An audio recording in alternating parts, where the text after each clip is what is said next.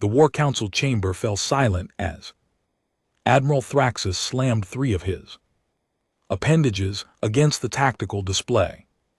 His scales rippled with frustration, a deep purple that indicated he was about 2 seconds away from ordering someone's immediate demotion. The holographic projection showed Earth's military formations, and honestly, they looked pathetic. This is what they send against the Corvath Dominion, Thraxus hissed, his translator struggling to capture the appropriate level of contempt in his voice. Look at them, they barely have atmospheric shielding on half their vessels. Their weapon systems are held together with what their data streams call duct tape and prayers, end quote. Subcommander Velix chittered from her station, her compound eyes reflecting the tactical readouts in hundreds of tiny fragments. Intelligence confirms their largest battleship is called the HMS Defiance. It masses approximately 1/10th of our smallest destroyer, their flagship, Admiral 1/10th. Thraxus let that sink in, watching as his officers exchanged amused glances. Some of them were already calculating victory bonuses, and they dare to position themselves between us and the mineral-rich asteroid belt we claimed 3 cycles ago. The humans had been a curiosity at first when they'd stumbled onto the galactic stage 7 standard years prior. Most species had viewed them with a mixture of pity and amusement. They were fragile, short-lived creatures from a backwater planet that had barely mastered fusion drives while the rest of the galaxy was using quantum-fold propulsion. Their diplomatic attempts were clumsy at best, insulting at worst, but they'd drawn a line in the void. The Corvath expansion had pushed into what Earth called rather dramatically their sphere of influence. 3 mining colonies, a handful of research outposts, nothing that warranted actual military intervention by any reasonable species. Humans apparently were not reasonable. Sir, incoming transmission from the human fleet, Communications Officer Delac announced, his antenna twitching with barely suppressed laughter. It's from their commanding officer, General Marcus Webb. Ancrene, Threx ordered, settling into his command throne with all the casual confidence of someone who'd conquered 47 star systems. The hologram flickered to life, revealing a human male with silver hair and a face that looked like it had been carved from granite and then used to hammer nails. He wore a simple uniform, devoid of the elaborate decorations most species favored. Behind him, the bridge of the Defiance looked cramped, almost primitive compared to the Corvath command ship sprawling operations center. Admiral Thraxus, Webb said, his voice carrying that peculiar human quality of barely controlled aggression. This is your final warning. Turn your fleet around and vacate the Helios 7 sector within the next 6 hours, or we will consider it an act of war. The entire Corvath bridge burst into laughter. Thraxus didn't even try to stop them. It was too absurd. General Webb, Threx replied once the hilarity had died down to occasional snickers. Your entire fleet consists of 32 vessels. I have 417 warships under my command. Your technology is centuries behind ours. Your shields could not stop a child's projectile weapon, and you threaten us with war. Webb's expression didn't change, not even a flicker. That should have been the first warning sign. 6 hours, Admiral. I suggest you use them wisely. The transmission cut off. Thraxus stared at the blank screen for a moment, then burst into fresh laughter. Did you? Record that, send it to High Command. They will find it most entertaining. Helm, maintain our current heading. Weapons, charge the primary batteries. I want to give these humans a demonstration of what real military power looks like. But Velix wasn't laughing. She'd been studying the human fleet formation on her tactical display, her mandibles clicking in a pattern that indicated concern. Admiral, their positioning is unusual. Unusual how? Threxus waved a dismissive appendage. Unusually stupid. No, sir, it's almost like they're not trying to defend the sector at all. They're positioned in a wide dispersal pattern, maximum spacing between vessels. If we were to engage them, we'd have to split our fire across multiple vectors. It's inefficient for defense, but what, Subcommander? Velix's eyes flickered with uncertainty. I'm not sure, sir. It just seems wrong. Somehow. Threxus dismissed her concerns with a snort. The Corvath had not built an empire spanning 2 galaxies by second-guessing themselves when facing inferior opponents. Begin the advance. All ships combat. Formation Delta 7. Let's show these mammals what happens when they bark at their betters. The Corvath armada moved forward, a vast wall of metal and energy that had broken countless civilizations.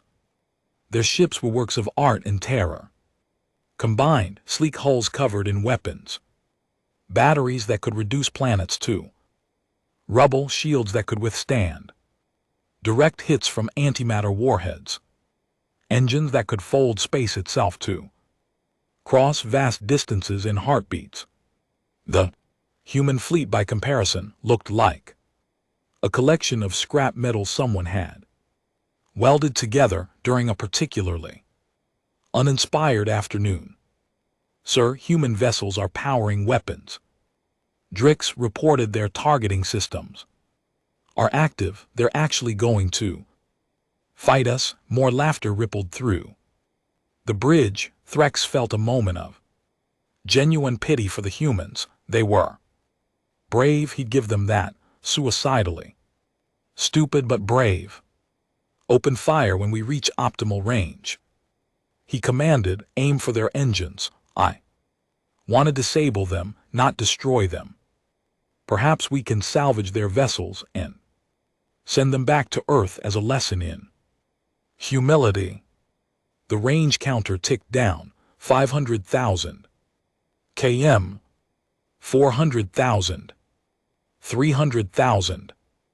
Webb's face appeared on the screen again. Uninvited this time.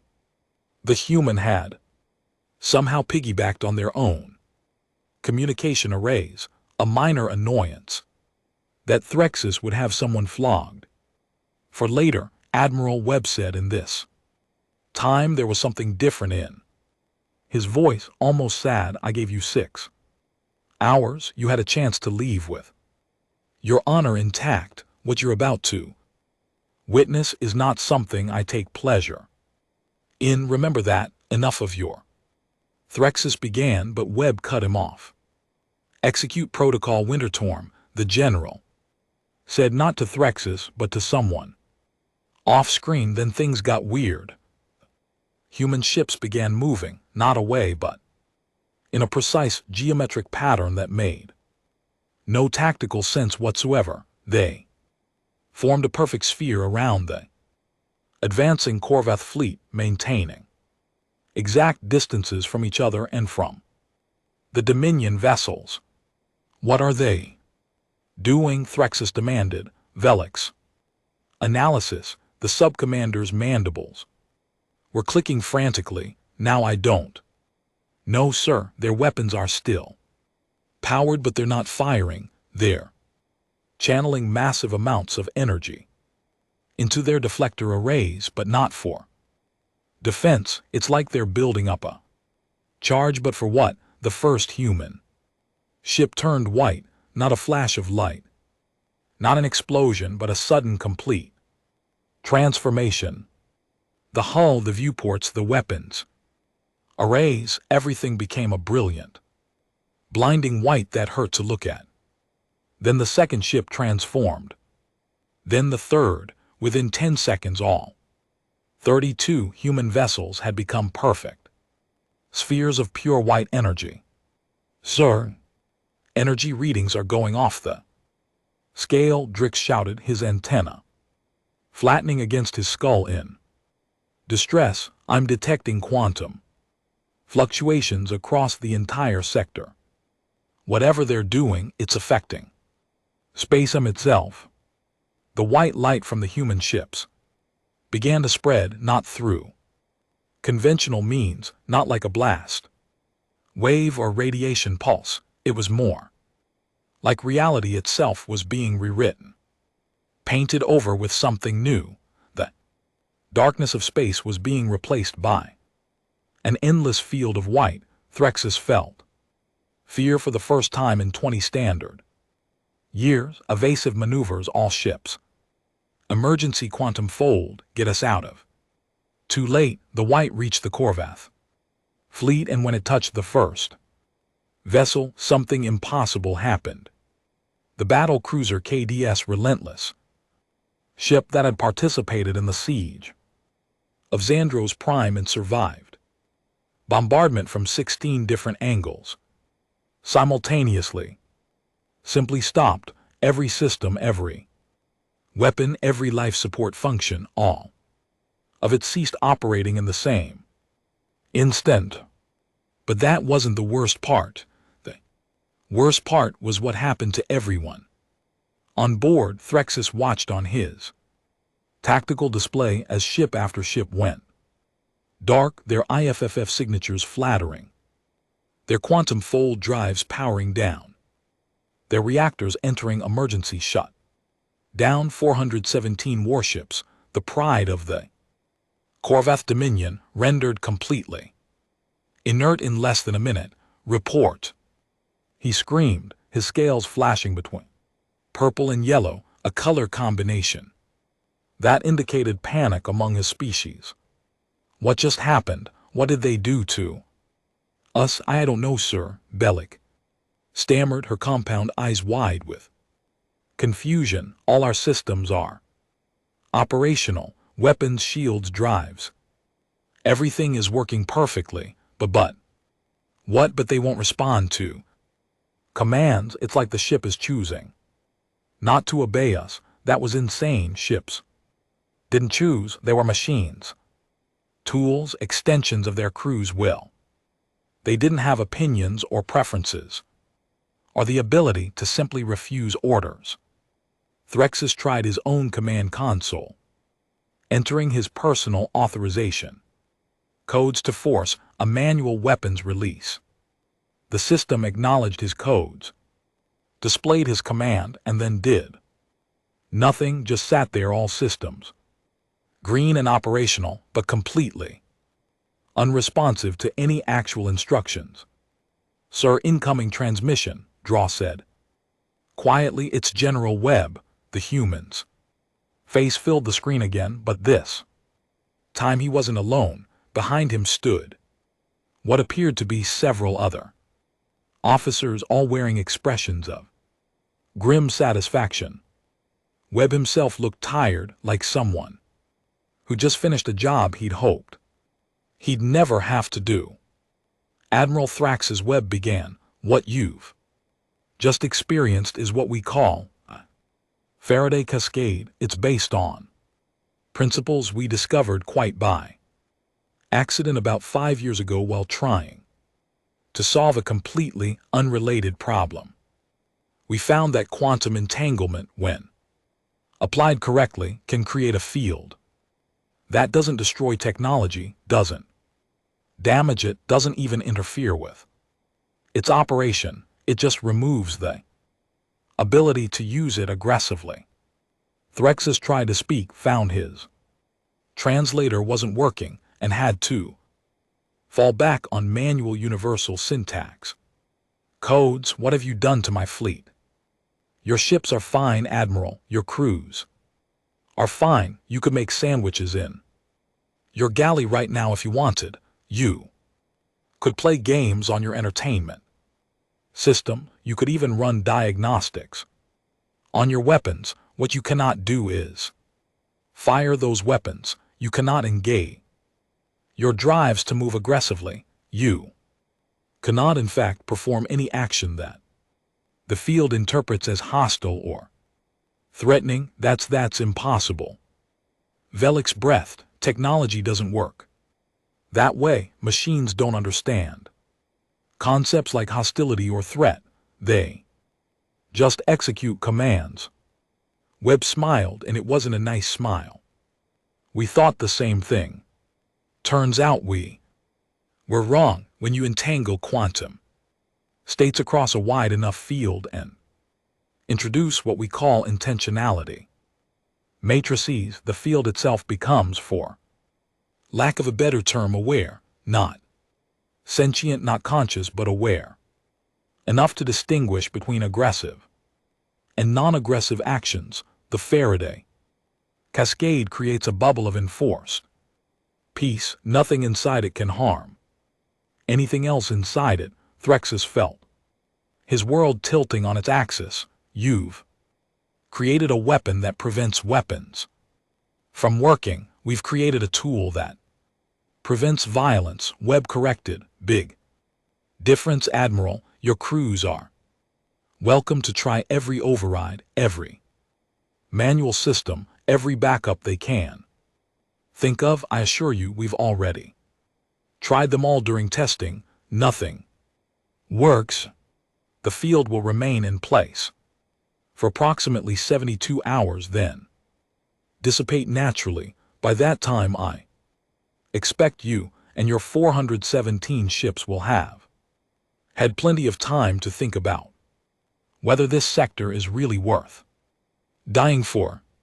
You can't hold us here forever, Threxus snarled. When this field drops, we will ray destruction on your pathetic fleet, such as you cannot imagine. We will reduce Earth itself to cosmic dust. We will. You'll do nothing, Admiral. Webb's voice cut through the threat like a blade through tissue, because while you're sitting here contemplating your next move, I'm sending this entire engagement, complete with tactical data and technical readouts, to every single species in the known galaxy. I'm showing them exactly what happened here today.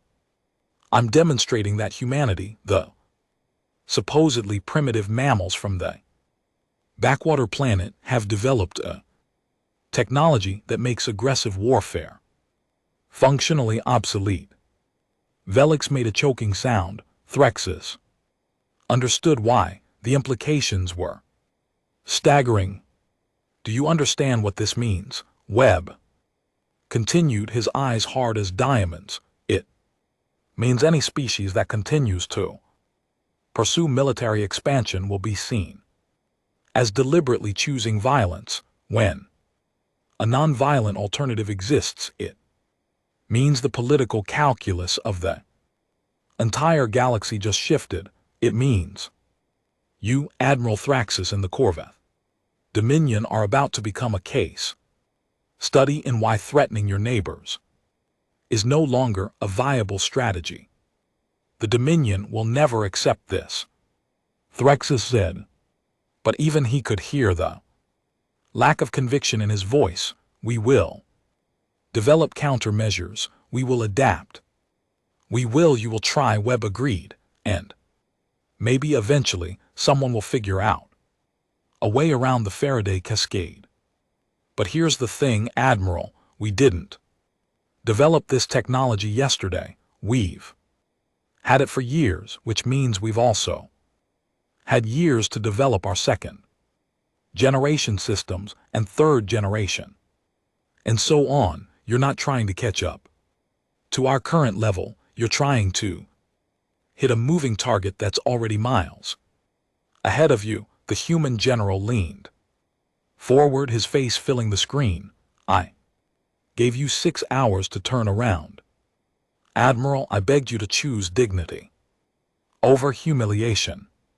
You laughed at us, you mocked our ships, our technology, our capabilities. And now you're sitting in a 400 billion credit warship that can't do anything. More threatening than Flash, it's running. Lights, how does that feel? Threxus had no answer. What answer could there be? Here's what happens next, Webb said, his tone shifting to something almost businesslike. You're going to sit there for the next 3 days and contemplate your choices. Your crews will remain safe and comfortable, just unable to threaten anyone. When the field drops, you're going to turn your fleet around and go home. You're going to report to your superiors exactly what happened here, and then you're going to hope, pray, or whatever it is your species does that they're smarter than you were today.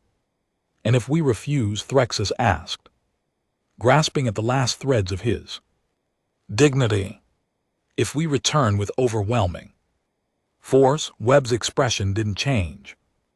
Then we'll activate a Faraday cascade around your home system instead. One that lasts not 72 hours, but 72 years. Your entire civilization will be frozen in a bubble of enforced peace while the rest of the galaxy moves on without you. Is that really the legacy you want to leave, Admiral, the species that chose stagnation over adaptation? The transmission ended. Threxus sat in his command throne, surrounded by working but useless technology, and felt the weight of his failure crushing down on him. Around the bridge his crew sat in stunned silence. No one moved, no one spoke. What was there to say? Sub-Commander was the first to break the silence, her voice small and uncertain. Sir, what do we do? Threxus looked at his tactical display, showing the 32 human vessels maintaining their perfect sphere around his paralyzed fleet. Each one still glowed with that impossible white light, reality itself bent to their will through means he couldn't begin to understand. We wait, he said finally. We wait and we think and we hope that whoever comes after me is wiser than I was in the distance, if such a term had meaning. In the void, Earth continued its slow rotation around its average yellow star, a small planet populated by a supposedly primitive species that had just rewritten the rules of galactic warfare without firing a single shot. The Corvath Dominion had come to this sector expecting an easy victory, a demonstration of their superiority, a chance to mock the presumptuous mammals who dared to stand against them. Instead, they become the punchline to a joke that would echo across the galaxy for generations. Admiral Thraxus closed his eyes, his scales fading to a dull gray of defeat, and wondered how he'd explain this to High Command. How did you tell the most powerful military force in 2 galaxies that they'd been rendered completely helpless by a species they dismissed as inconsequential? How did you explain that humanity hadn't beaten them through superior firepower, or better tactics, or overwhelming force, but through something far more terrifying, superior thinking? The Whitefield pulsed gently around the immobilized fleet, a constant reminder that sometimes the most devastating weapon isn't one that destroys, but one that simply refuses to let you destroy others. And somewhere on the bridge of the Defiance, General Marcus Webb allowed himself a small smile before turning to his crew and saying 5 words that would become legendary among human military forces. All right, stand down, nap time's over. The first 12 hours were the worst Admiral Thraxus had faced orbital bombardments, multi-front battles, and once had to evacuate a command ship that was actively breaking apart around him, but sitting in a perfectly functional warship that simply refused to be a warship. That was a special kind of torture. His crew tried everything. Engineering teams pulled apart control nodes looking for some kind of foreign hardware. Weapons specialists ran 17 different diagnostic sequences. The ship's tactical AI was rebooted 43 times. Nothing worked. The systems were pristine, operational, and completely disobedient. Around hour 16, Lieutenant Grixer from the KDS Vengeance reported something peculiar over the fleet-wide channel. His voice carried equal parts frustration and bewilderment. "Sir, we tried to fire a torpedo manually, bypassed every electronic system, used purely mechanical releases. The warhead ejected from the tube exactly as designed, but and I know how. This sounds, it just floated there. Didn't arm, didn't propel, just sat in space like someone had pressed pause on reality itself. Retrieve it," Threxus ordered tiredly. "We tried, sir. The retrieval systems won't activate because the AI categorizes recovering an armed weapon as potentially hostile action. We're stuck looking at our own torpedo through the viewports like it's some kind of abstract art installation." Threxus heard someone laugh on another channel, then another. Within minutes, dark humor was spreading through the fleet like a virus. Jokes about the most expensive parking lot in galactic history, speculation about whether the humans would start charging hourly rates. Someone started a betting pool on which ship would be the first to successfully make a sandwich, since food preparation seemed to be the only activity the Faraday Cascade didn't consider threatening. By hour 24, the laughter had faded into a grim acceptance. Threxus wandered through his flagship, observing his crew adapting to their bizarre captivity. In the recreation bay, off-duty personnel played games and watched entertainment feeds. In the galley, the cooking staff prepared meals with impressive normalcy. Life continued just without any of the military purpose that had brought them here. He found Vel in the observation deck, staring out at the white field that surrounded them. The subcommander's compound eyes reflected the light in kaleidoscopic patterns. "It's beautiful in a way," she said without turning. "Terrifying but beautiful." They turned warfare into art. They turned us into fools, Threx corrected bitterly. "No, sir, we did that ourselves." Velix finally looked at him. "I've been reading human history. Did you know they've fought over 15,000 wars on their own planet? They've spent most of their existence killing each other over resources, territory, ideology, religion, things that barely matter in the grand scheme, and somehow that's what made them experts at stopping war." "What do you mean?" "They understand violence in ways we don't, Admiral. The Corvette conquered through overwhelming force. We're good at war because we've always been good at it. Humans are good at war because they've tried everything else first and failed repeatedly. Every peace treaty they ever broke taught them something. Every ceasefire that collapsed showed them another flaw. They didn't stop fighting because they became enlightened. They stopped because they got tired of burying their children." Threx felt something uncomfortable squirming in his chest. "You're saying we're too successful to understand peace?" "I'm saying maybe defeat is a better teacher than victory, sir." Before he could respond, Drax's voice crackled. Through the shipwide system, Admiral. You need to see this. We're receiving a data package from the human fleet. It's, well, just come to the bridge, sir. When Threxus arrived, his bridge crew was clustered around the communication station, staring at a holographic display with expressions ranging from confusion to outright disbelief. Projections showed schematics, equations, theoretical frameworks, all labeled human standard script with helpful translations. What am I looking at? Threxus demanded. The complete technical specifications.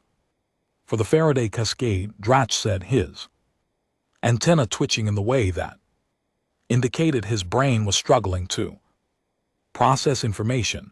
General Webb just sent us everything, how it works, how it's generated, the theoretical limits of the field, even the mathematical proofs underlying the intentionality matrices. He gave us the entire blueprint. The bridge fell silent. Even the background hum of the ship's systems seemed to quiet, as if the vessel itself was holding its breath. That's impossible, Threxus said flatly. No species shares their most advanced military technology with an enemy. It's strategic suicide. Vel was already reviewing the data, her mandibles clicking rapidly as she processed the information. It's all here, Admiral. Not just surface level descriptions, but actual implementation details. With this, any species with sufficient technical capability could reproduce the Cascade within a standard year, maybe less, if they dedicated resources to it. Why? Threxus whispered. Why would they do this? A new message appeared on the screen, text only from General Webb himself, because deterrence only works if everyone has access to the same deterrent, because peace through superior firepower is just tyranny. Wearing a friendly mask, because we learned the hard way that the only way to truly end an arms race is to make the arms obsolete. You wanted to know what makes humanity dangerous, Admiral. It's not our weapons or our tactics or our stubborn refusal to acknowledge when we're outmatched. It's our absolute conviction that problems are meant to be solved, not managed. We looked at 10,000 years of warfare and said, enough. Then we figured out how to make enough a reality. Now we're sharing that reality with everyone else, whether they asked for it or not. See you in 72 hours. Bring better arguments next time. Threxus read the message 3 times. Each read through, making him feel smaller and more foolish. The humans hadn't just defeated the Corvath Dominion, they'd rendered the very concept of the Corvath Dominion's military supremacy meaningless, then handed everyone else the tools to do the same. They're insane, he muttered. Completely, absolutely insane. Or brilliant, Velix countered. Think about it, sir. If everyone has access to the Cascade, no one can use it for conquest. It becomes purely defensive. Any species that tries to invade another will find themselves frozen, just like we are. The technology enforces cooperation through mutual inability to commit aggression. That's not peace, that's enforced stalemate. Is there a difference? Velix asked quietly. Peace is just a stalemate where both sides decided to call it something nicer. Over the next 2 days, word spread throughout the paralyzed fleet. The humans had published the Cascade specifications not just to the Corvath, but to the entire galactic community. The Interstellar Council was already convening emergency sessions.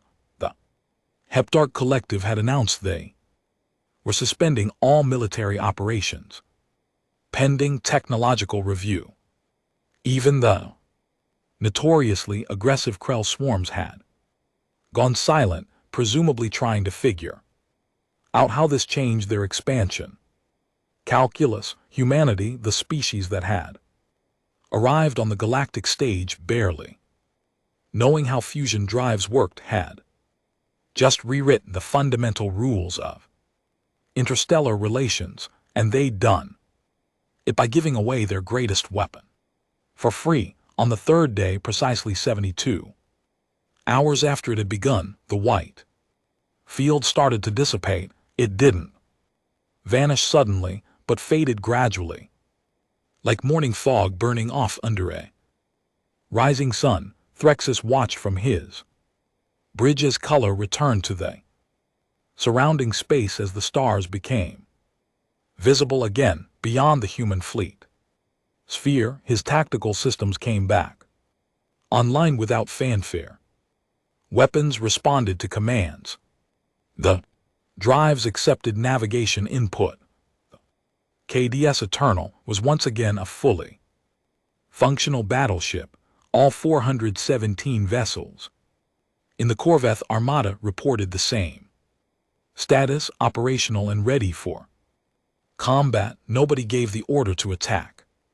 General Webb's face appeared on the main screen one final time. He looked even more tired than before, his eyes carrying the weight of someone who just changed galactic history and wasn't entirely sure if he'd done the right thing. Admiral Thraxus, Webb said, his voice carefully neutral. Your ships are yours again. You're free to make whatever choice you want. Fight, flee, negotiate. We'll respond accordingly. But before you decide, I want you to understand something. That Cascade field you just experienced, that's Generation 1, crude, limited in range, requires 32 ships to generate and maintain. We already have Generation 4 in testing. Single ship deployment, galactic scale. Range, indefinite duration.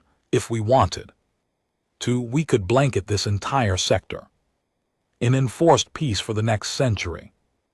We're not doing that because we believe in choice, even when those choices are stupid. But make no mistake, Admiral, the age of conquest through military might is over, not because it's morally wrong, though it is, not because the galaxy has evolved past such barbarism, though I hope we will, but because it's now functionally impossible. You can rage against that reality, or you can adapt to it. Your decision. Threxus looked around his bridge. His crew stared back at him, waiting for orders that he suddenly realized he had no wisdom to give. What did you command when your entire military doctrine had become obsolete in 72 hours? Stand down, he said finally. All ships power down, weapons and disengage. Targeting systems, helm plot a return course to Corveth Prime. We're going home. Sir Velik sounded surprised. We outnumber them more than 10 to 1. We could still what?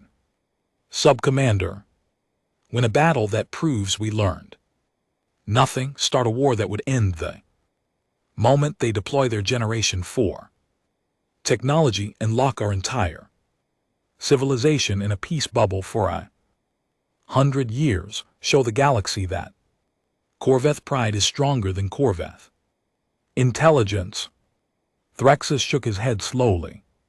No, we lost this engagement the moment we laughed at them. We just didn't know it yet. He turned back to the screen where Webb waited patiently. General, you've made your point. The Corveth Dominion will withdraw from this sector and will send formal diplomatic overtures regarding territorial boundaries. I assume your government will respond appropriately. Webb nodded once. We will, and Admiral, for what it's worth, I genuinely hope we can find a better way to coexist. War is expensive, exhausting, and ultimately pointless if we could redirect even a fraction of the resources we spend on it toward literally anything else. The entire galaxy would benefit. That's not naive optimism, that's just math. Humans, Threxy sighed. You're all completely mad. Yeah, Webb agreed, with a faint smile, but we're consistently mad, which counts for something. Safe travels, Admiral. Try not to invade anyone on your way home. The transmission ended. The human fleet broke formation, their vessels peeling away in different directions like seeds, dispersing on solar wind. Within 20 minutes, they'd vanished into the black, leaving the Corvette Armada alone with their thoughts and their thoroughly bruised egos. As the fleet began its long journey back to Corvette space, Threxus sat in his command throne and contemplated the report he'd have to file. How did you explain to high command that you'd been defeated without a shot fired, that humanity had beaten them not through superior violence but through superior non-violence, that the age of military expansion had ended not with a bang but with an awkward pause while everyone recalibrated their understanding of power? Velix approached him quietly, holding data pad. Sir, I've been running projections based on the Cascade specifications. If even half the major species adopt this technology within the next standard year, and initial reports suggest most will, then the mathematics of warfare change completely. Aggressive military action becomes self-defeating. The only winning move is literally not to play. You sound like you're quoting something human entertainment media, actually ancient digital game from their pre-space era. The game was about global thermonuclear war, and the A learned that the only way to win was to not fight at all. They've been working toward this conclusion for centuries. Sir, we just weren't paying attention. Threxus pulled up his personal logs and began dictating his report, choosing his words carefully. Future generations of Corvth would study this engagement. He knew they'd analyze his decisions, his tactics, his failures. He wanted to make sure they understood the real lesson. Personal log, Admiral Threxus, timestamp 27,496. Star date 9412. Today, the Corvette Dominion learned that the galaxy has changed in ways we failed to recognize. We encountered an enemy that defeated us, not through superior force but through superior understanding. Humanity has introduced a technology that makes traditional warfare obsolete, then shared that technology freely with all species. I do not know if this will lead to lasting peace or merely to new forms of conflict we cannot yet imagine. What I do know is that the assumptions underlying our military doctrine, our expansion strategy, and our position, the galactic hierarchy, are no longer valid. We must adapt or become irrelevant. End log. He closed the file and leaned back, feeling every one of his 46 standard years through the viewport. The stars looked the same as they always had, but he knew that was an illusion. Everything had changed. The universe he'd known, the one where strength meant firepower and influence came from the threat of violence, had been replaced by something stranger and potentially more dangerous. A universe where the weak could make themselves equal to the strong, not through matching force but through eliminating force entirely, where the most devastating weapon was one that prevented you from using weapons at all. Where humanity, the species everyone had dismissed as inconsequential had rewritten the rules and then invited everyone else to play by them. 3 months later, Threxus stood before the Corveth High Council, delivering his formal report on the incident that was already being called the Helios humiliation across the galactic networks. The council chambers were packed with military officials, politicians, and representatives from various allied species, all eager to hear firsthand about humanity's new technology. And you're certain the technical specifications they provided are genuine? Grand Admiral Kessex asked, his scaled brow furrowed with concern. Not some elaborate deception. Our top scientists have verified the mathematics, sir. It's genuine. Moreover, 4 other species have already successfully replicated Generation 1 cascades in laboratory conditions. The Vin Confederacy reportedly achieved a functional field test 2 weeks ago. Humanity gave us the real blueprint, not a fake. Madness.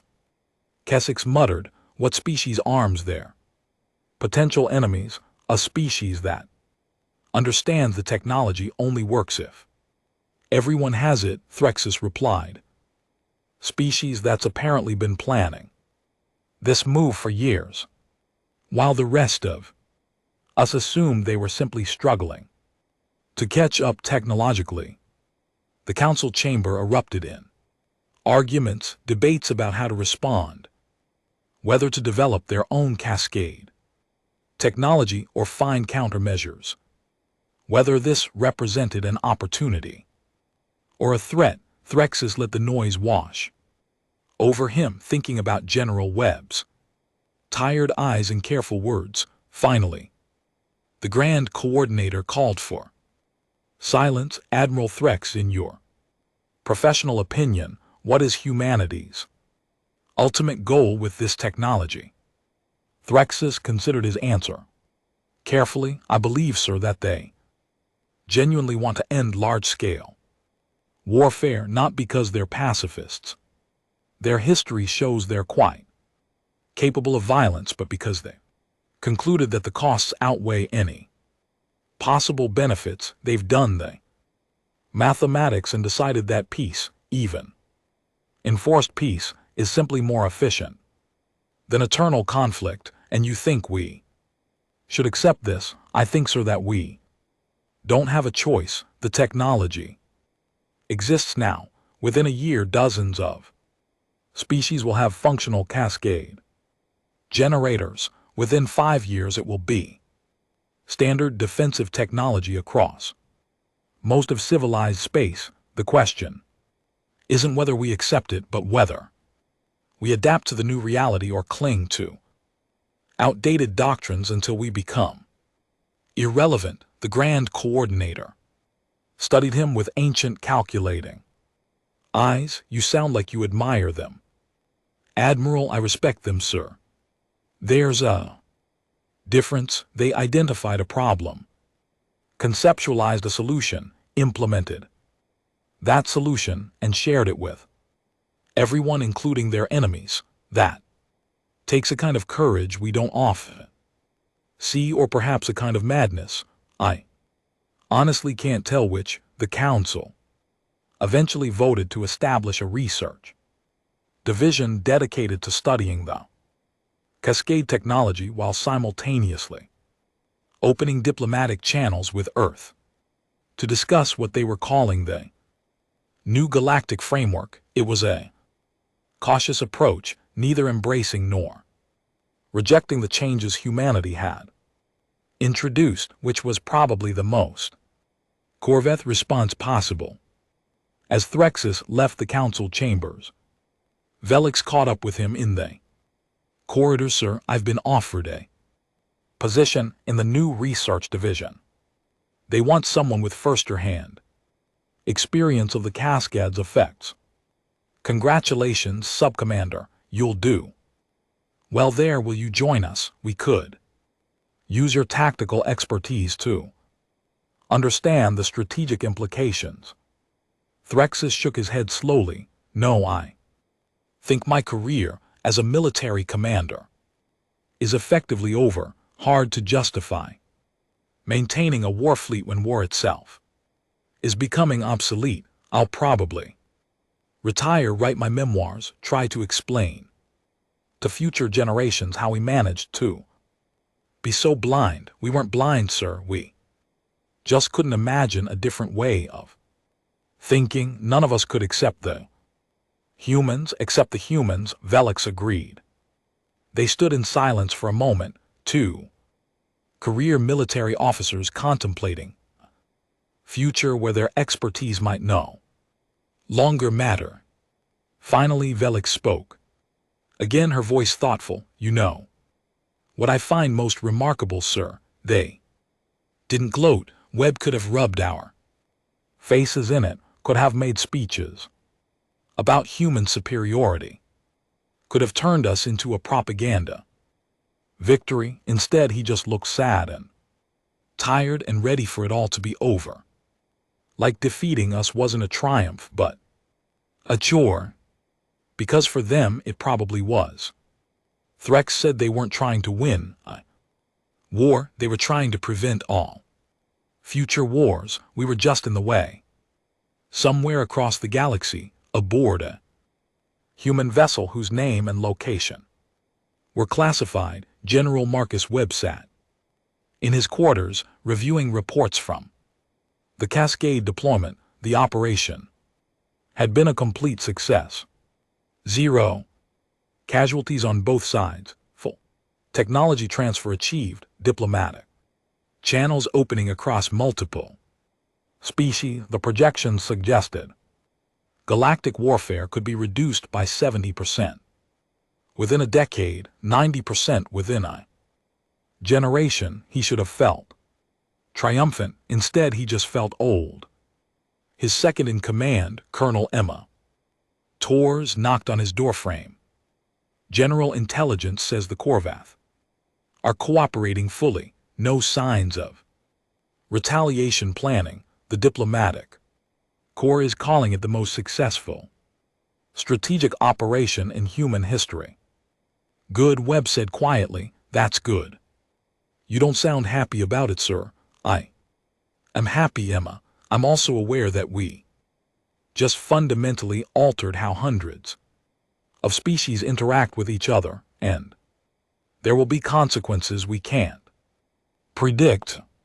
We solved one problem and probably created 20 new ones.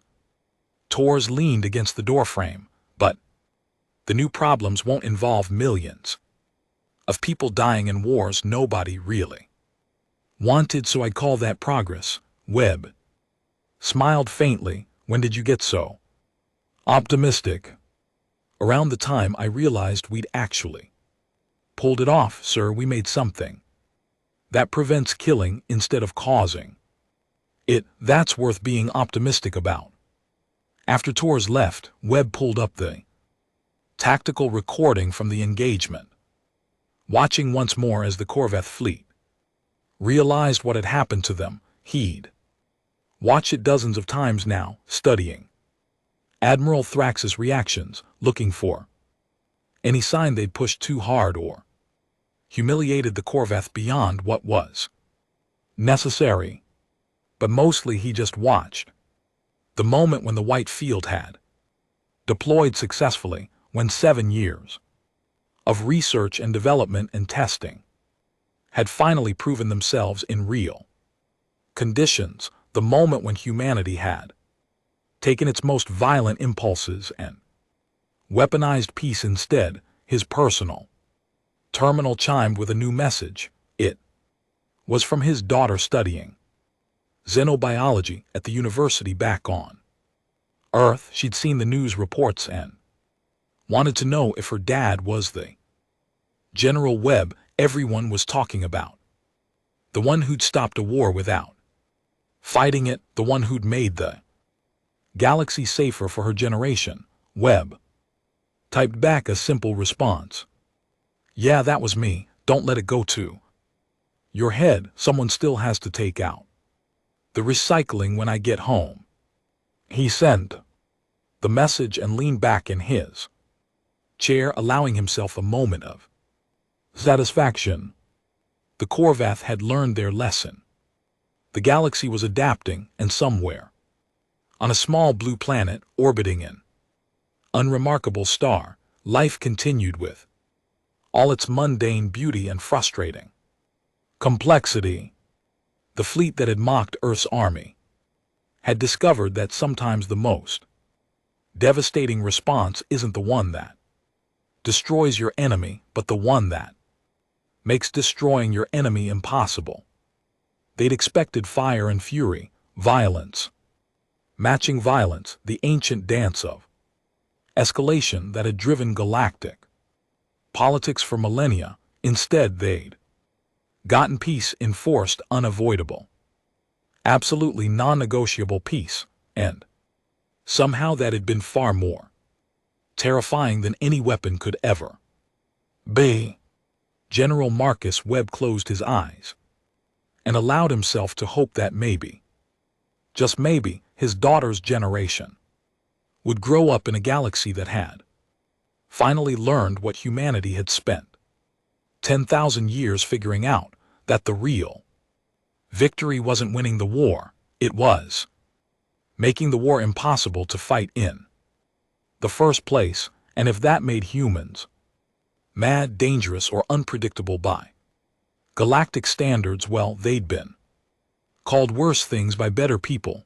At least this time, their particular brand of madness had saved lives instead of ending them. That Webb decided was probably the best outcome anyone could hope for.